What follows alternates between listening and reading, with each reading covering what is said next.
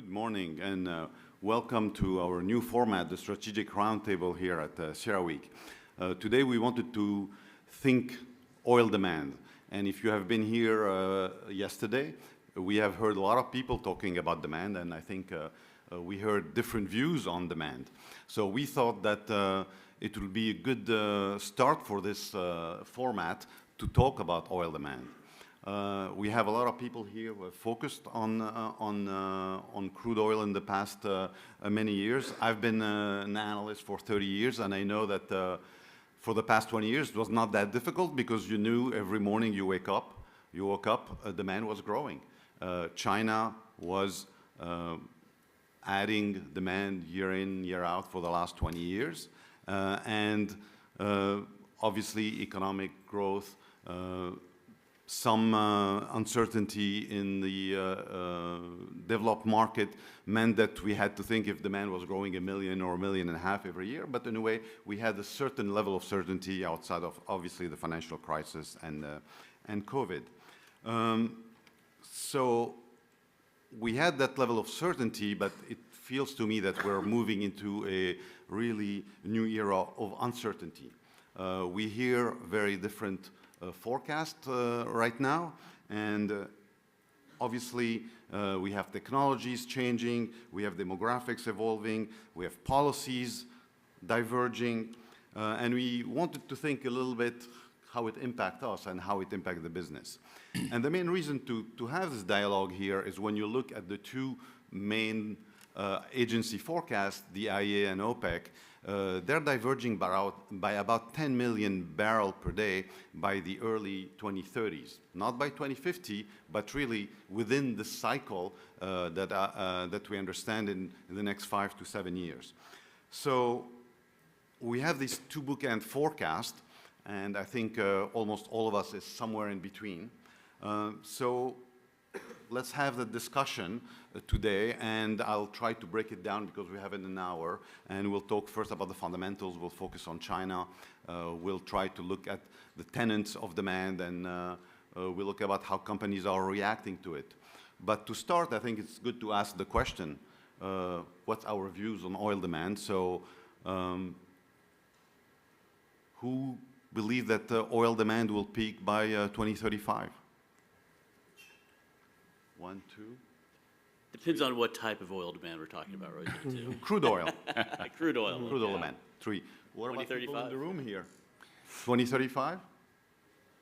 We don't have a lot of peakers. Okay, that's good to know. That's a good way to think about how we're gonna lead this discussion. Let's start with framing the discussion, and I thought we'll start with our local host, Helen Curry from ConocoPhillips. You're the local, you're the Houstonian here, and we're all, in a way, you're a guest. And I wanted to know from you how ConocoPhillips look at oil demand and how are the perspective going forward. Yeah, thanks, Roger. So, we are constructive on oil demand for quite a long time into the future. But what I think I would step back kind of from the way you were framing some of the questions and just kind of comment that as I look at where we are, I don't think any of us are surprised in some sense that growth in oil demand is starting to slow. I think, in fact, harkening back to some of what you were just saying, there was an expectation that due to expected changes in economic fundamentals and demographics globally, that at some point we would enter a period when growth in oil demand would start to slow. Quite different from 10 to 15 years ago. I think we probably all agree on that to some extent. And so here, as you said, here we are discussing at what rate of growth are we going to see going forward, and recognizing there are views that oil demand will peak quite soon and perhaps start to decline.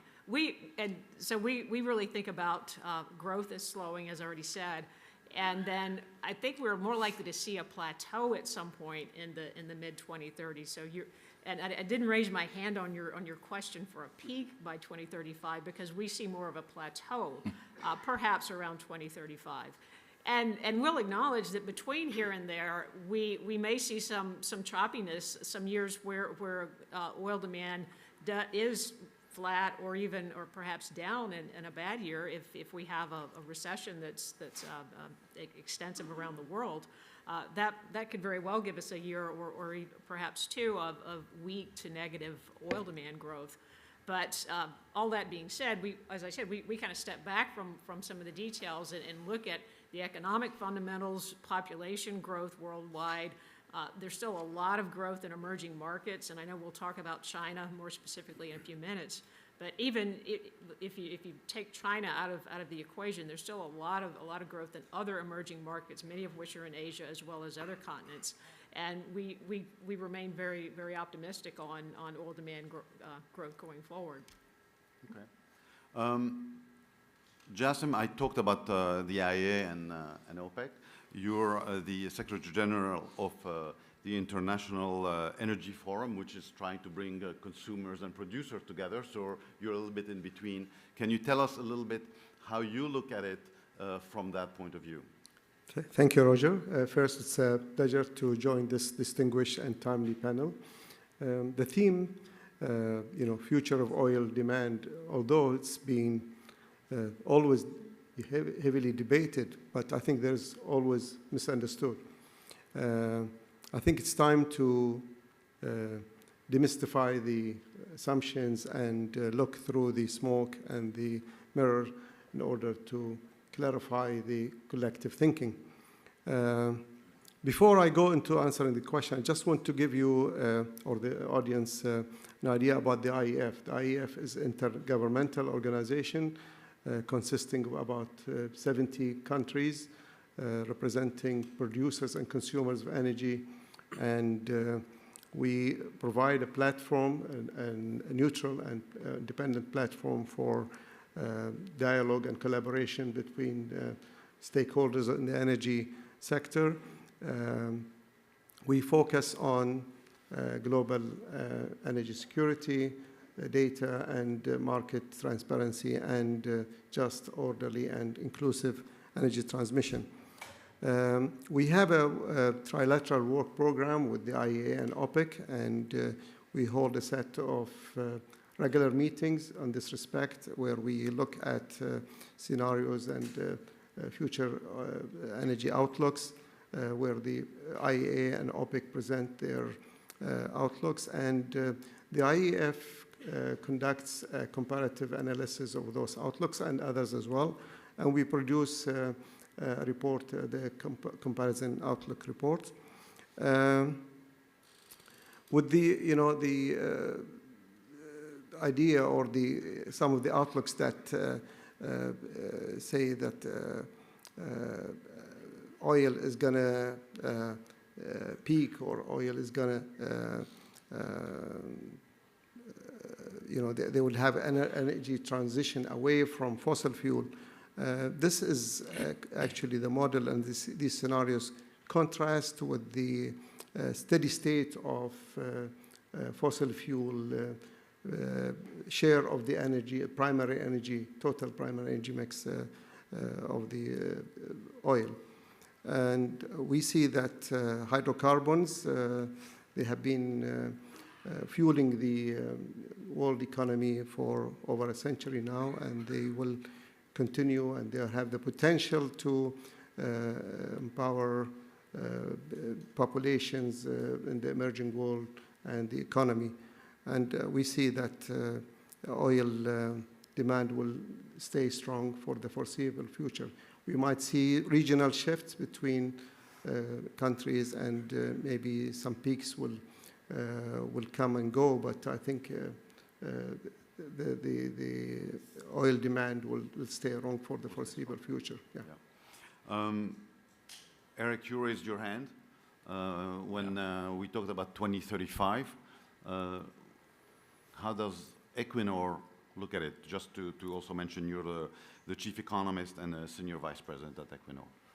Yeah, no, I think I agree with Helen that using the word peak peak gives the wrong connotation here, because it sounds as if it's going to be a very steep on the other side of that plateau, and that won't happen.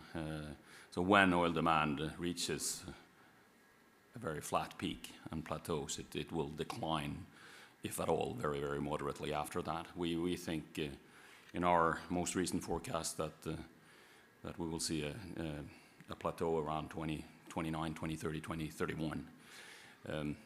That might have changed since we did it last time. But if we change our economic growth forecast for the next couple of years, or if you get new data points, this is oil demand peak or not. It's a question of what do you think about transport, and in particular, what do you think about road transport?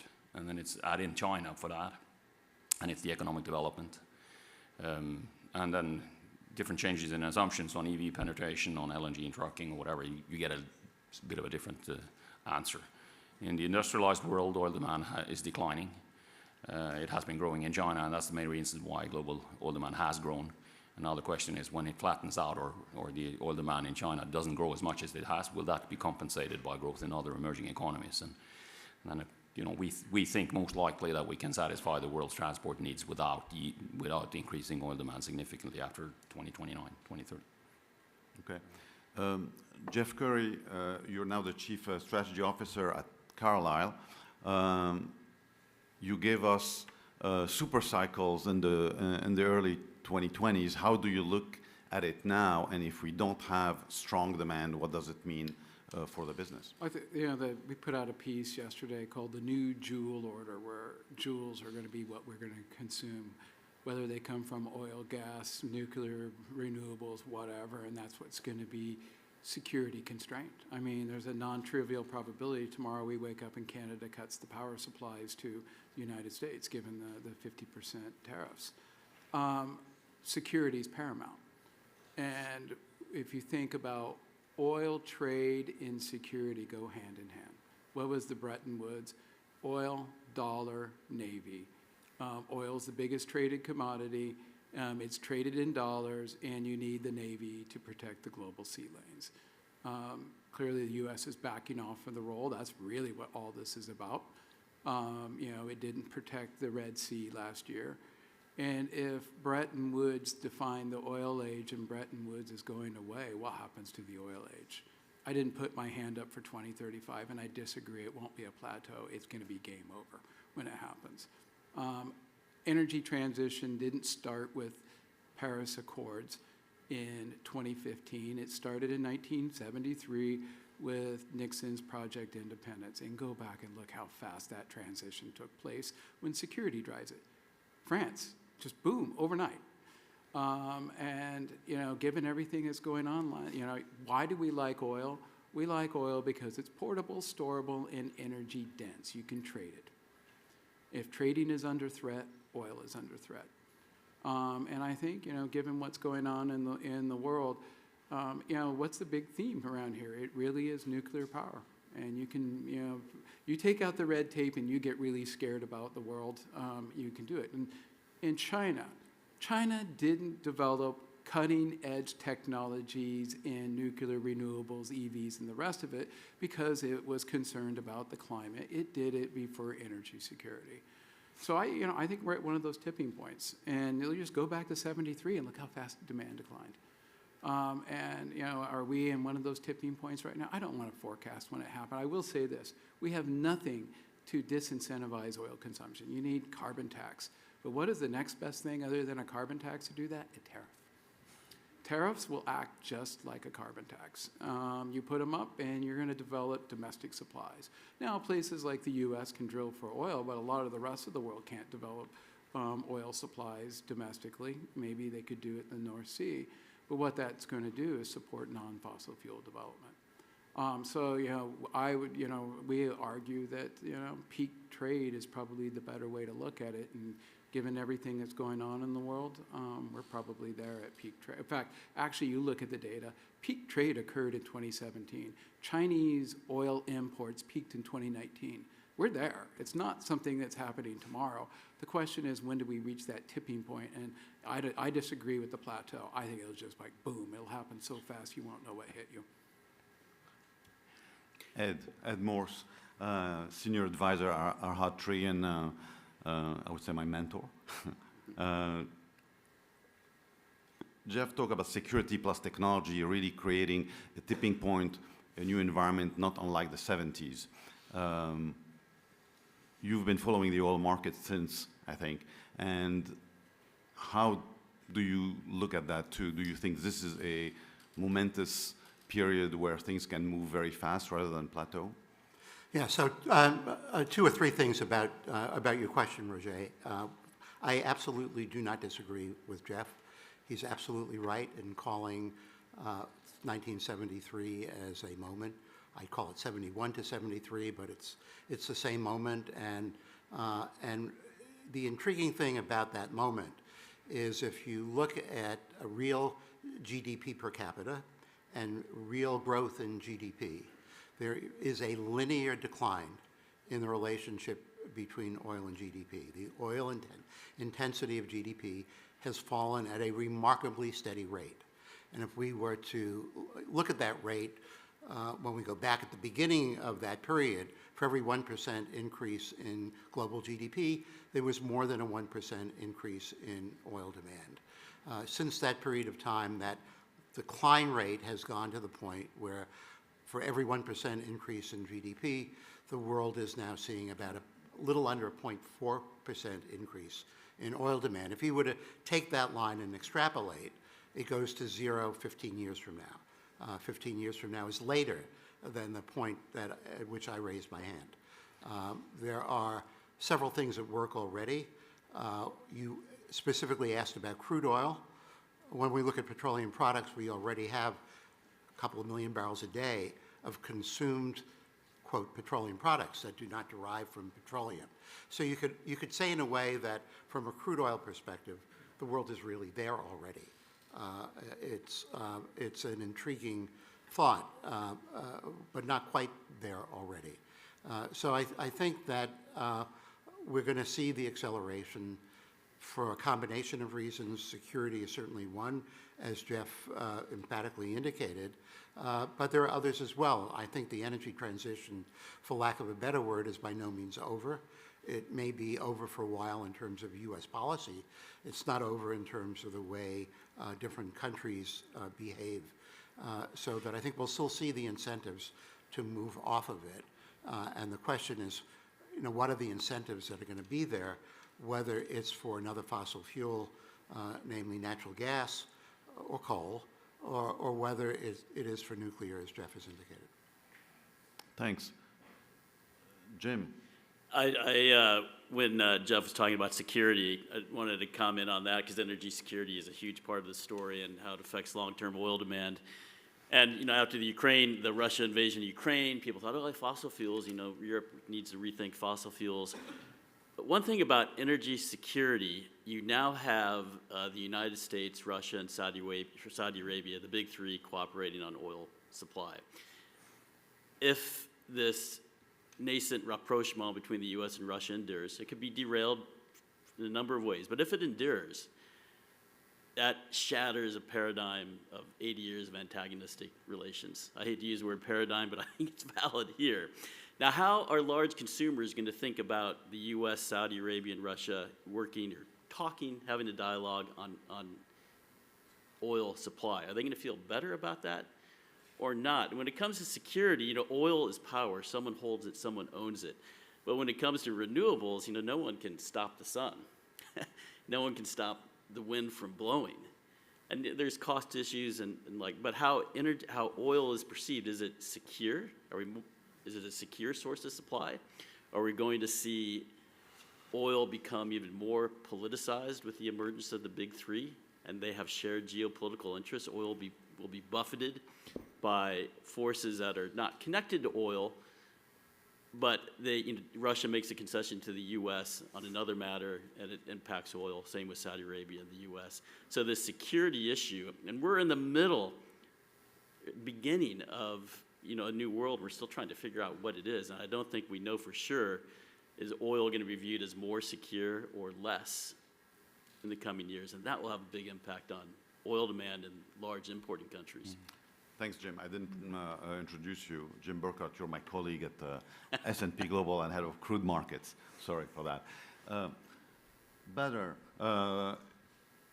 you are head of planning and finance at KPC, so I wanted to have a little bit the view of a national oil company into that discussion. How do you look at the future? All right, thanks very much for having me today at this roundtable, and nice to be there. As a Kuwait Petroleum Corporation, we think of ourselves as a reliable and secure source of energy to the world. And we continue pushing our way on that path. When we think of the demand in the future, there is like to divide that into the sure part but not so sure part. So the sure part for us is the fact that there is growth in the population, and there's rising standard of living in the future, so it tells us there's growth and demand for the energy. There's another truth there, which is sure, the fact that oil has to be and gas has to be part of this mix of energy produced to the world and to be part of the mix. The not so sure part, which we follow up on all of the forecasts for the demand on oil. So there is the OPEC, there is other than OPEC, and some tells us that we are growing in demand by the year 2040 and 50 from today's 104 to maybe as high as 120. There are others that maybe OPEC says we are moving from 80% oil and gas today to maybe a little less by those years. Others will say maybe a little less in percentage, but the sure part for us is that oil and gas is going to continue being there. The way we look at it at KPC is that while we're seeing this as an uncertain part, we would like to be the last man standing in terms of companies producing reliable, secure source of energy that is low on cost and low on carbon. The way we look at our projects is exactly like that. With this kind of uncertainty, we would like to look at our economics all the time and make sure that our projects are robust in terms of these uncertainties. This is exactly how we look at it. Okay. Let's dive in a little bit and let's focus a little bit on China. I mean, China represented about 50% of the demand growth in the last 20 years. But there is something happening in China, and we see it in the numbers, and we see it fast, correct? Things, sales of EV and hybrid are over 50%. The exports of EV is booming. The electrification of China through solar, nuclear, it's happening fast. And it looked like that technology or that technological leap is also linked to security, obviously, because you don't have to pass through the straits to get to power to China, correct? You produce it yourself. So, Jeff, in your tipping point, obviously China is probably at the core of that. And can you tell us how you view the demand in China shifting, and is it shifting much faster than what we all think about as a plateau? I think given the political events of the last several weeks, it's going to go into hyperspeed. And do not underestimate the impact of nuclear renewables. Let's remember they're all upfront CapEx, zero marginal costs. This is like the railroads in the United States in the previous century. They do this. America and the West are light years behind. They're a generation behind already. And I think the key point here is they're not doing this to make the climate, to save the world. They're doing this for economic freedom and for security. But I think the point that's not appreciated is once they're done, that's sunk cost. They go to zero marginal cost. The West, oil is CapEx. Nukes, and I want to emphasize nukes.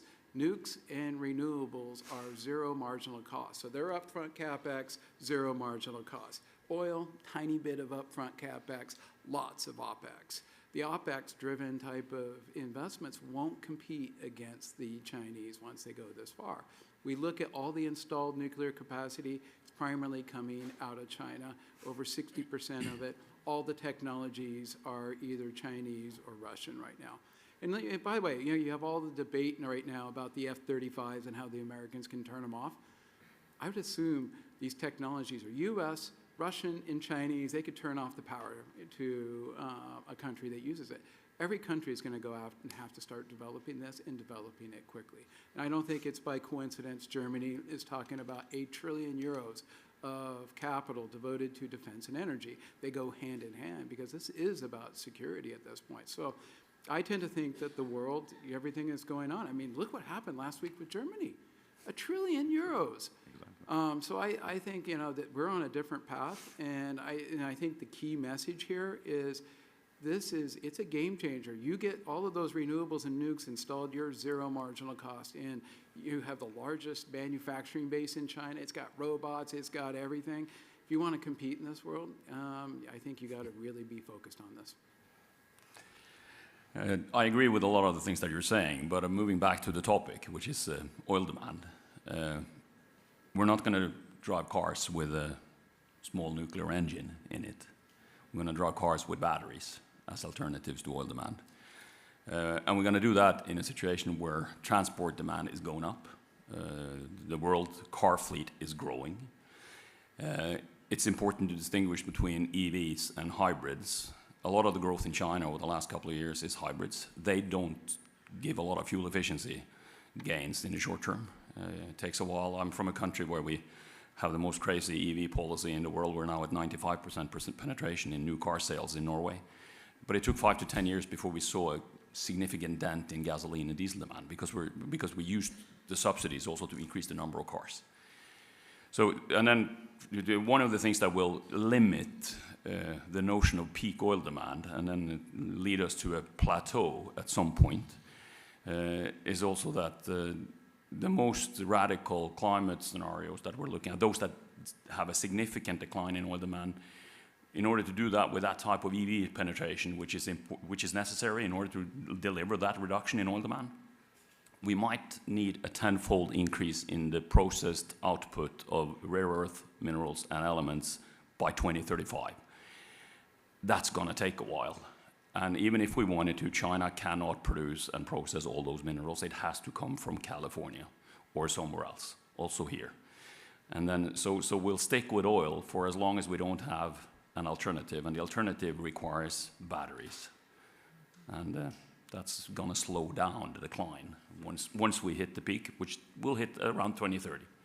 Ed, in the early 80s, we lost about 6 million barrels per day of fuel oil demand in fairly rapid, over like less than 10 years. Can we see anything like that, you think, out of China? Well, I think we can, and what you're referring to, of course, is oil had about 30% use in power generation. And it's gone. In 1973, and by 1983 it was closer to 5%. Yeah. And that's a remarkably rapid change for the world as a whole.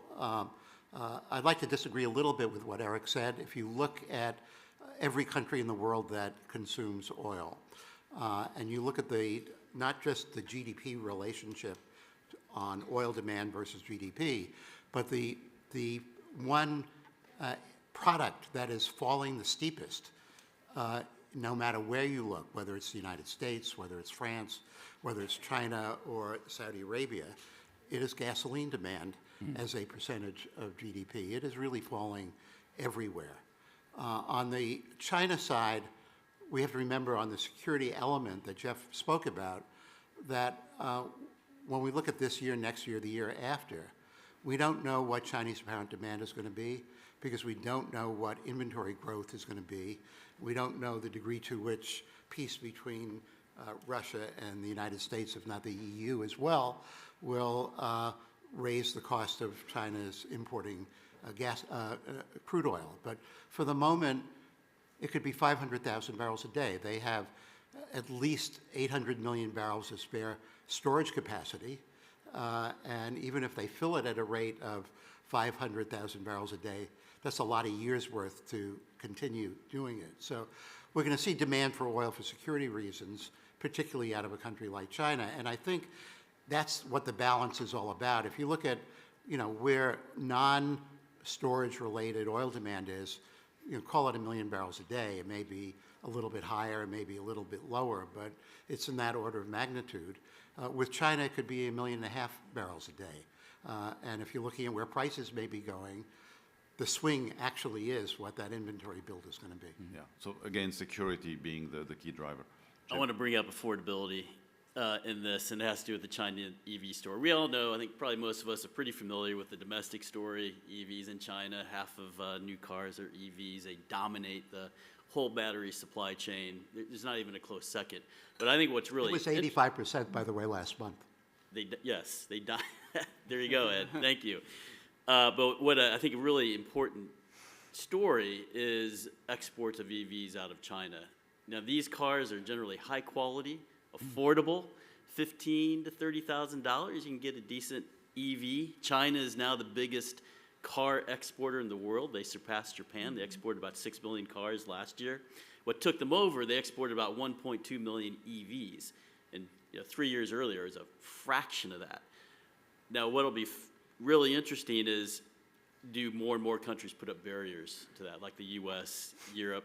And I would suggest that countries that don't have a politically powerful domestic automotive industry are probably going to be receptive to importing high quality and affordable EVs. So I think how that story evolves is going to have a big impact in the next decade on, certainly on gasoline demand, but diesel as well. Okay. So... Yeah, there is uncertainty surrounding the transport sector demand. The variance is by 2050. I don't know if the microphone is on. The variance in the sector surpasses 60 million barrels per day, which is equivalent to the current consumption of this sector. EVs penetration is projected to reach 23% globally by 2035. But this will be concentrated in certain regions and certain countries. It's not the regions which, with the largest population, they have a 21% penetration of EVs, and by 2035 it's only going to reach up to 8%. So I think there's a lot of uncertainty about the EVs penetration globally. And I think Eric said about the hybrid. I think that's more logical approach.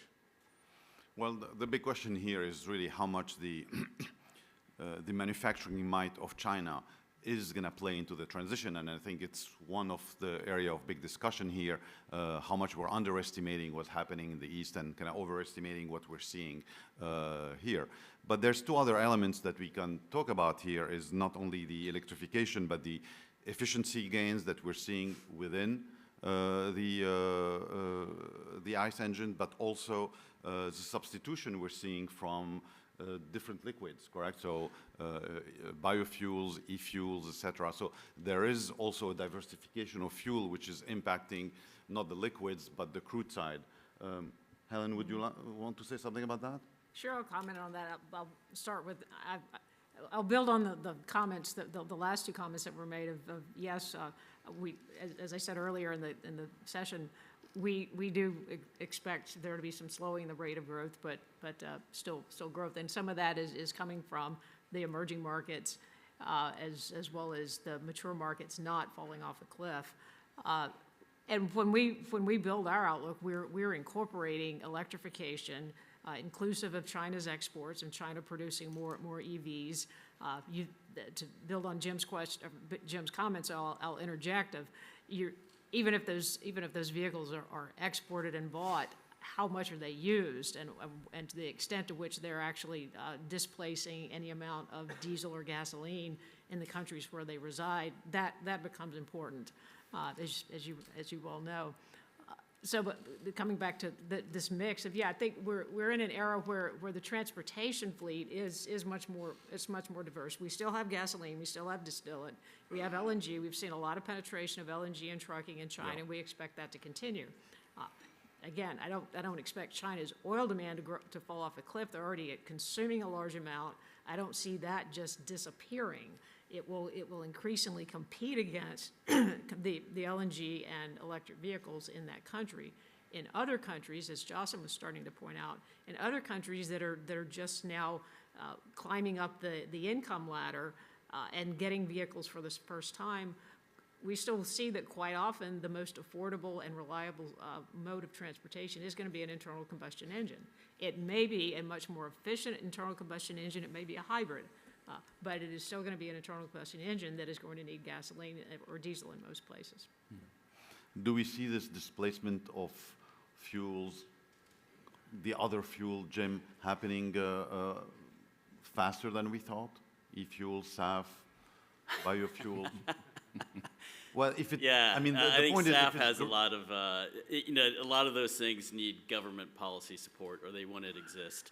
And I think there's a lot of questions being raised in different places around the world, including Europe, about the targets and the amount of money that would be needed to meet some of the targets they set before. So I think there's some real questions about that. But Helen made a key point. It's not necessarily a hot topic, but efficiency is huge. Since 2008 in the U.S., when they started to raise fuel economy standards, that's a big one. I think a big variable here, Roger, if I may dare interject a different variable, is Africa. Now, we think of Africa, Africa is 54 different countries. We can't think of Africa as one monolithic story, but when you look at demographics, which I think are so powerful, it's one reason China's slowing down, declining working age population. And global population growth is going to slow, but 2/3 of the growth in working age population today and for many years to come is going to come from Africa. And is Africa able to harness that demographic dividend like China did? And if it can, maybe more successfully than a lot of projections currently think, then wow, there's a big new source of energy demand and oil demand. And one last comment on Africa, I said it's 54 countries, but you can break it down into, Nigeria, Ethiopia, Congo, Kenya, South Africa, how those big players, how do they evolve? And right now, I'd say there's mixed signals. But remember, in 1960, Ghana and Singapore had similar living standards. Things can change. Comment on that? Are we missing a demographic story somewhere? Oh, I think the demographic story is absolutely paramount. And that's why I'm not willing to say that, fossil fuels are going away anytime in the near future. But, I agree with, the point on hybrids. You look at China. I mean, they can produce a hybrid that goes 1,700 miles and costs $14,000. That's what's going to be sold into places like Africa. And also, I like to point this out. Why is the PHEV the best-selling car? I don't believe in BEVs. Because if you want security, what do you got? You got a car that runs off oil, gas, solar, wind, coal. It runs off of everything. And I think it's a little bit of all of the above is the world we're going to be going into. And oil and gas are going to play a role in that. And I do think that the PHEV is going to be there. But I go to Eric's point. Those PHEVs have a lot of copper and everything else in them because they're both. They got an ICE as well as all of the electrical systems of an electric car. And that's why I'm extraordinarily bullish on copper in the metal space is because that's going to be the constraint to develop these. But I agree with the demographics. In fact, I think the three big themes are demographics coming out of the global south. You have digitalization coming out of the global north, and then the third D is decarbonization. Is you switch out some of the the older energy sources for the newer energies. But those three Ds are going to be driving demand going forward. But I like to think about it not in electrons, molecules, or tons, but think about it in joules, delivered joules to the consumer. And they may come in very different forms. Yep. Or just a comment on Africa. I mean, it's we'll have twice as many Africans in 2050 as we have today, from 1 to 2 billion people. The average African has electricity 4 hours a day, not when they need it. typically when it's dark, they don't have electricity. The average African uses the same amount of electricity as the average per year as the average American uses in their fridge. So let's hope for a massive energy development in Africa for the benefit of the people there, and that will probably be a combination of oil where that is needed, and then electricity at some point later on as well. And the infrastructure needs there are massive, so it's that's a development issue, it's a poverty issue, it's an equality issue. The biggest paradox of them all is that we don't produce more hydroelectricity from the Congo River. That's what we should do, all of us, right? But that's an area where we will see a massive growth in energy demand, or at least demand for energy services, and then it's up to us to find, together with the Africans, to find solutions where we don't need to have the significant growth in primary energy demand. That is. Well, the question is, who's going to provide the technology for that growth in demand in the emerging world? Is it China's manufacturing, or is it? Well, looking at the demographics and the capacity utilization in China, I struggle to see that they will have the capacity to deliver a lot more than they do now. But the technology will come from the countries that need them. That's where the brains are, that's where the people are, and that's where the labor is. But the issue is, of course, how can we help finance that, for that type of development, and make sure that we do it in a manner that both delivers on the energy demand, allows for economic development, and also takes global sustainability into account in terms of what type of energy we actually use. Okay, so No, I'm just going to add to that solar has taken off in a lot of places in Africa. It's distributed energy. People can have a third party put a solar panel on. If they're not paid for it, it's cut off. And it really has made a difference. But it's hard to measure because of its non-distributed nature. I mean, we're talking here about a lot of uncertainty, and the question is, what does it do to, if you want, the way we think about the global oil system here? So if you don't know if demand is going to be lower or higher than it is by 10 million 10 years from now, how do you invest for that? How do we think about prices, the price regime, rather than the price itself? What does peak trade, in a way, does to the system as we know it? Are we at a tipping point, in a way, in the system, even if it's not a tipping point in demand, if we can't agree on that?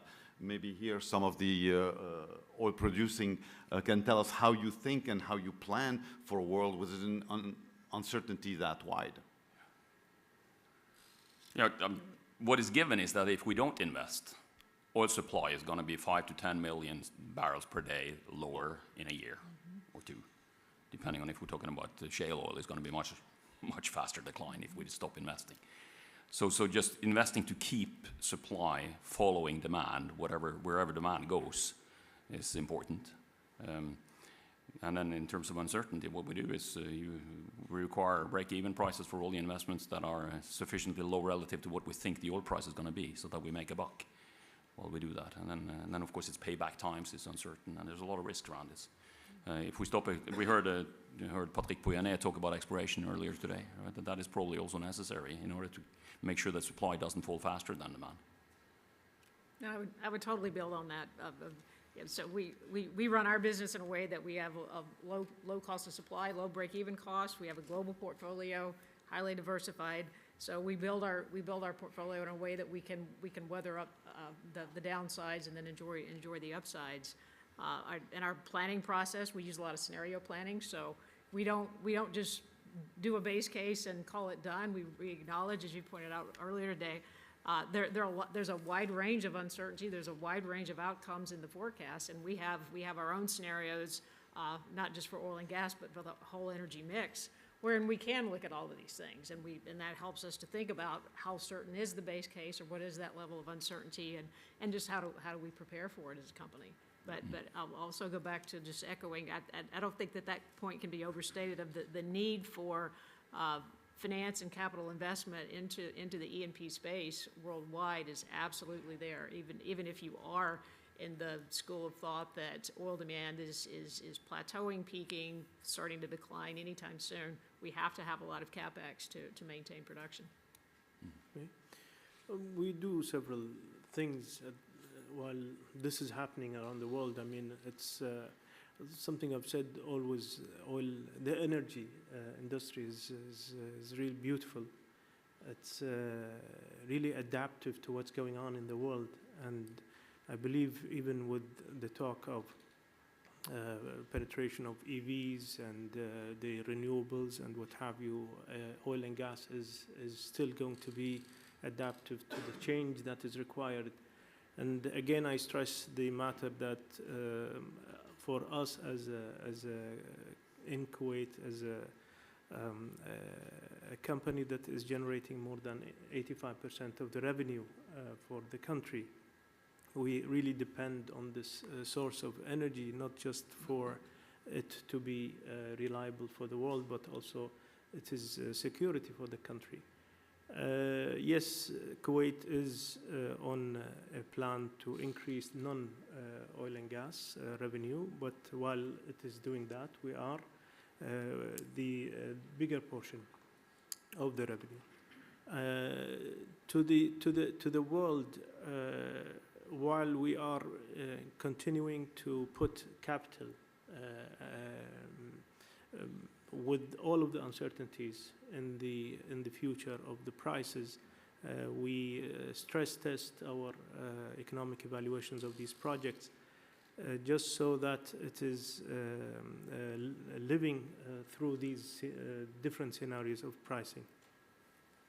But to energy transition as well, we are proceeding forward with decarbonizing our oil and gas even before the world started talking about energy transition.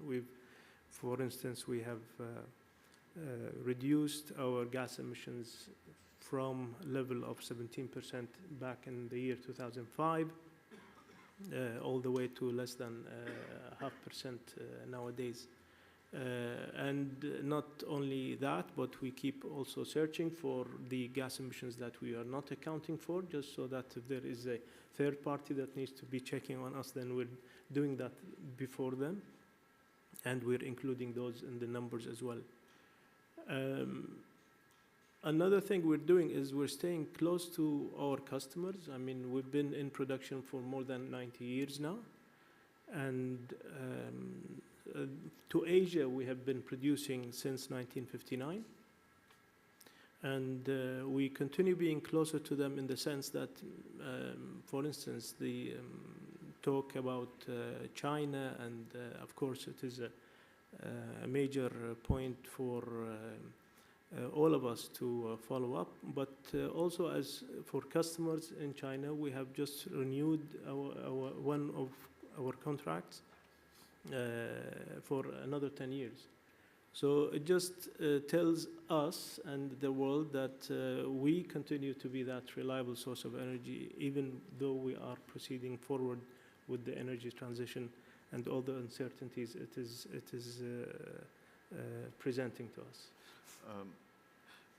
Jassim, we S&P did a couple studies with the IEF around investment, and I think that was important in the sense that we looked at what it takes to keep the system going, correct? Oil is a wasting asset, it declines, and we look at, you need a level of investment, I would say above $450 billion per year to keep the system flat, and maybe slightly above 500 to meet the slow growth level. So I think we want to put to bed this notion that we don't need investment. Just to stay flat, we need quite a lot of capital and quite a lot of investment in the system. And I think that issue of capital is quite important for a lot of the countries, as Badr was talking about. Yeah. See, 3 weeks ago, we had the symposium on energy outlooks jointly held with the IEA, IEF, and OPEC. And this year symposium highlighted the need to reduce the uncertainty gap between scenarios. Scenarios are tools for mitigating risk and uncertainty. And the wide gap between the high and lows, does not foster market conditions, and it can erode investment decisions. So we need to discount scenarios that have hypotheticals. And we need to distinguish between scenarios and outlooks because scenarios, they refer to hypotheses. And if we make scenarios with, assumptions that lead to, unrealistic outcomes, they can be unhelpful to, to all the stakeholders in the energy sector. Well, to be able to invest, we need to have a little bit of a view on prices, or what I would call price regimes. So, Jeff, how do you look at the price regime in an environment where there is uncertainty? We might have tipping point. China could be in or out depending if they're buying or not to store. So how can we think prices? Are we staying in the 80s, in the 60s? Do we have risk or much more volatility? How do you think about it? I want to go back to the point, I've been a big believer in what Helen was saying about the underinvestment thesis. Inventories are low, why isn't it working? And by the way, it's not working in copper, it's not working in anything. And so I think there's a couple of drivers at play. One is the market's not very forward-looking. It doesn't have the ability to buy on the forward. And that's just, you look at the fast nature of the market, ETFs and things of that nature. So let's take that out of it. But I think there's a bigger issue here is it's not so much an underinvestment story as it is a malinvestment story. And you take power prices in Europe, they're negative half the day because you haven't built enough of battery capacity and things of that nature. And so when we think about the super cycles in the past were a demand pull story, this one's a policy push. Even in oil, you got policy pushing things in your direction, whether it's hydrogen and competing sources. And when you have policy push, it leads to malinvestment. Too much here, too little there. And instead of being this big, grand super cycle like we had seen in the past, this one's like I say, it's a bubbling cauldron of little mini super cycles. Look, coffee, cocoa exploded last year. TTF has exploded. Other ones are going down. Power prices here. And so what it becomes is just this high frequency, high volatility. I do believe that, most of these markets will end up with some much higher prices, but the question is the timing and the wind. In fact, I'd say the view here is when we look at oil, it's kind of boring here. You got solid micro fundamentals on the bottom side and, negative macro on the end. It balances out. I think most people think, hey, it's going to break to the upside at some point. I don't know if Ed agrees with that. And I think what it is you're stuck with this high volatility. Whether if it's in gas, look at TTF. Look at U.S. gas. Look at coffee, cocoa, copper. Copper's at, by the way, it's finally moving today. We're moving towards $5 a pound. But I think the key point there, it's not sustainable. And that will discourage investment, and we'll just keep going in this cycle. Higher volatility discourages investment, which creates more volatility until you finally have a breakout. And what does that breakout look like, and what does the investment look like when it happens? And actually, if you really think about what happened in the 2000s, it started out that with a high volatility. And then finally, one day we woke up in 2004 and the world broke out to the upside, and then you got the investment. But I think there is a point, because Helen's story, I believe it. It's there, but it doesn't work. And I think that that's what's causing it. And how do you look at that? We have also 4 million barrels per day, or maybe 5 million barrels per day of capacity, which well, is... the range that I've seen is between 4.8 and 7.8 million barrels a day, depending on how you define spare capacity. But it's a record level no matter how you look at it. So I think with that number, it's hard for me to be bullish, at least. On the volatility side, there have been some really fundamental changes in the market. We've not, before this decade began, had any real substitutability between natural gas and oil. And then we've had several episodes in which one or the other was spiking. Even this winter, and weather is certainly a big source of the volatility. If you look at U.S. demand year to date, or the first 2 months of the year, year to date, it's up 670,000 barrels a day. And the bulk of that is in two products, distillates and propane, and that's because of the weather. If you look at the rest of what's happened in the U.S., there's been practically no demand growth. So how do you project from the beginning of the year to the end of the year with the uncertainty there. What's the weather going to be like this summer? How much drought is there going to be? Is the drought going to be yet again in the Mediterranean, in China, in the northwestern part of the U.S., the southwestern part of Canada? And how much gas prices going to go up and the demand for oil go up to substitute for that? So it's very hard to see what the end of volatility is. Yeah. So from an investment perspective, volatility is there. But oil prices have been in a narrow range overall. I mean, if you look at the past 2 years post-COVID, I mean, we went from... It's the narrowest range since 2012 to 14. And by the way, we broke to the downside after that as well, remember clearly. By the way, gold broke to the downside going into that. Gold's breaking to the upside on this one. So I don't know, but you're absolutely right. I mean, this is rare how tight this has been. Yeah. One thing I'll say about oil prices, well, I have more than one thing, but I'll start off with this, Roger, is if there's such a thing as truth in the world anymore, I'm not sure there is, but I'll say there's a fundamental truth about oil, and this is articulated by Paul Frankel, an Austrian-English economist, in his book in 1940, and that is, in oil, there's always too much or too little. There's no such thing as equilibrium. You know, the reason we have so much spare capacity, we think it's at least 6 million barrels per day, massive amount, is a little too much oil today in terms of capacity. But no one has perfect clairvoyance.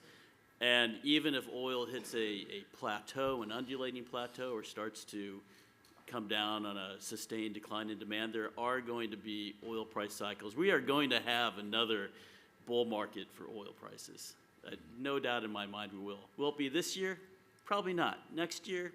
Tough to see, but there will be another one simply because of the dynamics of an investment, and there's always a little too much or a little too little. Well, if we have 5 to 6 million barrels per day, I mean, everything else equal, fundamentals, no wars, no sanctions, etc. We have at least, even if we're optimistic, 5 years of demand. I mean, I want to point out, we have never seen that spare capacity. No. Yes. So we're all speculating. We're speculating about it. But Speculating a lot. My guess is it's a fraction of that, but we'll find out. That's a good debate to it's have. going to take a while to ramp it up as well from what and get new sources. And putting it into perspective, this is 5 to 6% of the demand level, right? We're not at 40 million barrels as we were in 1973. We're at 105. So it's 5 to 6% of the production. Part of that spare capacity is in areas of the world which are hotspots in terms of geopolitical conflict or local conflict. If we suddenly saw a lot of that oil coming to the market, it would take half a year of reduced IOR investments, and then supply would be back to where it was.